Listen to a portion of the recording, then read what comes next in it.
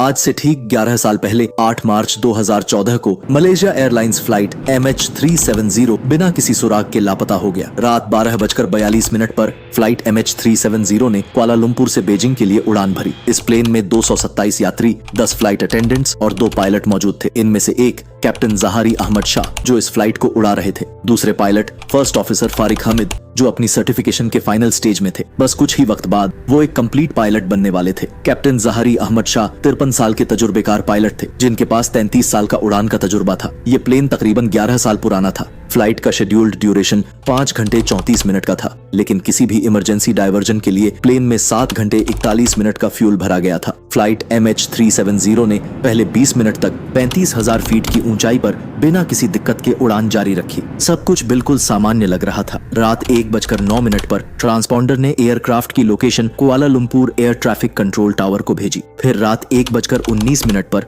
जब MH370 Vietnamese air space में दाखिल होने वाला था, कुआलालंपुर एयर ट्रैफिक कंट्रोल ने पायलट से कहा, Malaysian 370 contact Ho Chi Minh at 120.9 good night. Captain Zaharie Ahmad Shah ने शांत लहजे में जवाब दिया, good night MAS 370। Malaysian 370 contact Ho Chi Minh 120.9 good night. Good night Malaysian 370। यह आखिरी बार था जब किसी ने इस फ्लाइट से कोई आवाज सुनी। सिर्फ 3 मिनट बाद रात 1:21 पर ऐसा कुछ हुआ जो किसी ने सोचा भी नहीं था। फ्लाइट अचानक रडार से गायब हो गया। कुआलालंपुर कंट्रोल टावर समझ रहा था कि MH370 smoothly Vietnamese air space में प्रवेश कर चुका होगा, लेकिन हो ची मिन टावर ने तुरंत नोटिस किया कि फ्लाइट का सेकेंडरी रडार सिग्नल गायब हो गया है। अगले 18 मिनट तक कुआलालंपुर और हो ची मिन कंट्रोल टावर्स बार बार संपर्क करने की कोशिश करते रहे, मगर ना तो पायलट्स ने जवाब दिया और ना ही ट्रांसपॉन्डर का कोई सिग्नल वापस आया। पहले कंट्रोल टावर्स ने सोचा कि शायद यह सिर्फ एक अस्थायी कम्युनिकेशन फेलियर है, मगर जब फ्लाइट अपेक्षित समय तक भी संपर्क में नहीं आई तब उन्हें लगा कि कुछ गंभीर हो चुका है। जल्दी ही कुआलालंपुर एयर ट्रैफिक कंट्रोल ने मलेशिया एयरलाइंस के ऑपरेशन सेंटर से कंफर्म किया कि MH370 उनका सिग्नल रिसीव कर रहा है या नहीं, लेकिन उनकी तरफ से भी कोई जवाब नहीं आया। सुबह 6:25 पर लोग एयरपोर्ट पर अपने अपनों के इंतजार में खड़े थे। यह वही समय था जब फ्लाइट को बीजिंग में लैंड करना था, लेकिन फ्लाइट अपने शेड्यूल्ड टाइम पर नहीं पहुंची तो अथॉरिटीज ने मलेशिया एयरलाइंस के ऑपरेशन सेंटर से तुरंत संपर्क किया और उन्हें बताया कि फ्लाइट अपने डेस्टिनेशन पर नहीं पहुंची। बाहर जो लोग अपने अपनों के इंतजार में खड़े थे अब उन्हें भी चिंता होने लगी, लेकिन कुछ समय बाद सबको एहसास होने लगा कि कुछ तो गलत हो चुका है। मगर इस वक्त तक अथॉरिटीज के पास कोई ऐसा सुराग नहीं था जो यह बता सके कि फ्लाइट कहां चली गई है। जल्द ही एक विशाल इंटरनेशनल खोज अभियान शुरू किया गया। 30 से ज्यादा देशों ने मिलकर 34 जहाज और 28 एयरक्राफ्ट भेजे और गुल्फ ऑफ थाईलैंड और साउथ चाइना सी को छान मारा, मगर अरबों डॉलर और एडवांस सोनार स्कैन लगाने के बावजूद कोई सुराग नहीं मिल पाया। करीब 4 दिन बाद यह बात निकल कर आई कि प्लेन सिविलियन रडार से गायब तो हो गया था, लेकिन उस रात एक मिलिट्री रडार ने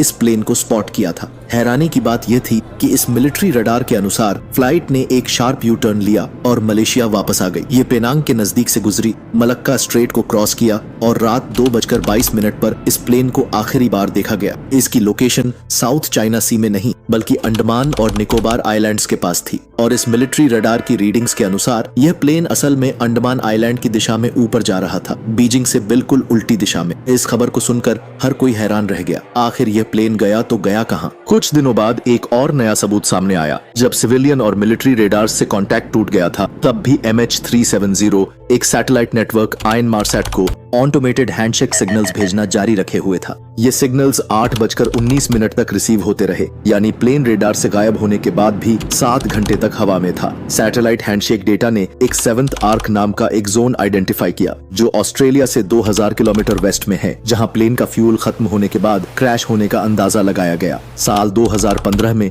रेयूनियन आइलैंड के शोर पर एक फ्लैपरॉन प्लेन का एक हिस्सा मिला। ये पहला और अब तक का सिर्फ एक सॉलिड एविडेंस था जो कंफर्म करता था कि MH370 क्रैश हो चुका है, मगर इस डिस्कवरी ने मिस्ट्री और गहरी कर दी। साल 2022 में 8 साल बाद MH370 मिस्ट्री को सुलझाने का एक नया सुराग सामने आया। British aerospace engineer Richard Godfrey ने एक advance technique weak signal propagation analysis का इस्तेमाल किया जो रेडियो सिग्नल्स और उनके डिस्टॉर्शंस का ट्रैक रिकॉर्ड मेंटेन करती है। गॉडफ्री के एनालिसिस के मुताबिक MH370 370 का मलबा 4000 मीटर्स की गहराई में हो सकता है, जो 7th आर्क के प्रेडिक्टेड एरिया के अंदर ही आता है। ये जगह उतनी ही रिमोट है जितना 1985 में टाइटैनिक का मलबा मिला था। साउथ इंडियन ओशन का एक ऐसा हिस्सा जहां पहुंचना और स्कैन करना एक्सट्रीम चैलेंजिंग है। अब तक MH370 की मिस्ट्री सुलझाने के लिए साइंटिस्ट्स, एविएशन एक्सपर्ट्स और गवर्नमेंट्स ने हजारों थ्योरीज दी हैं, लेकिन कोई भी थ्योरी ऑफिशियली प्रूव नहीं हो सकी। कुछ इन्वेस्टिगेटर्स का मानना है कि ये सिर्फ एक टेक्निकल फेलियर था, जबकि कुछ लोग इसे हाईजैकिंग, टेररिज्म या फिर डिलिबरेट सैबोटाज से जोड़ते हैं। कॉन्स्पिरेसी थ्योरिस्ट्स का कहना है कि प्लेन को जानबूझकर छुपाया गया। क्या पायलट ने जानबूझकर क्रैश किया?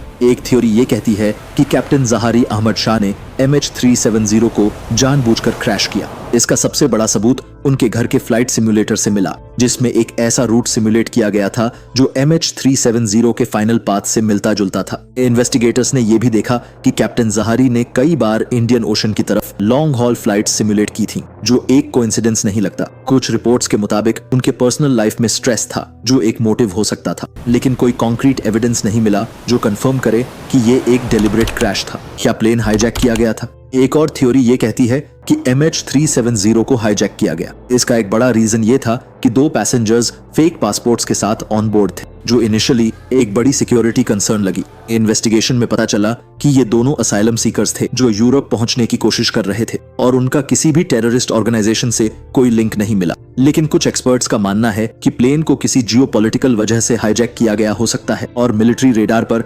इंटेंशनली डिसअपीयर कराया गया। सबसे बड़ी दिक्कत यह है कि कोई रैंसम डिमांड नहीं आई, ना ही किसी ग्रुप ने इस हाईजैक की जिम्मेदारी ली। एक और थ्योरी ये है कि MH370 किसी इलेक्ट्रिकल फायर या टेक्निकल मेलफंक्शन का शिकार हो गया था। अगर प्लेन के एवियोनिक्स या इलेक्ट्रिकल सिस्टम्स फेल हो गए होते तो कम्युनिकेशन कट हो सकता था और पायलट्स कंट्रोल लूज कर सकते थे। ऐसे केसेस में प्लेन ऑटो पायलट पर चला जाता है और जब तक फ्यूल खत्म नहीं होता तब तक उड़ता रहता है। साल 2023 में एक नई रिसर्च ने सजेस्ट किया कि इंडियन ओशन के नीचे वॉल्केनिक एक्टिविटी की वजह से प्लेन के पार्ट्स डिस्ट्रॉय या बेरी हो सकते हैं। अगर ये सही है तो शायद हमें कभी भी MH370 का रैकेज ना मिले। और साल 2024 की एक नई थ्योरी जो सामने आई है वो plane crash investigator Alan Deal की है। उनका कहना है कि MH370 अंडमान सी में क्रैश हुआ था, जो मलेशिया के नॉर्थ वेस्ट में है। डील का मानना है कि कैप्टन जहारी अहमद शाह ने पॉलिटिकल स्टेटमेंट देने के लिए प्लेन का रुख Diego Garcia US military base की तरफ मोड़ दिया था, जहां उनका प्लान था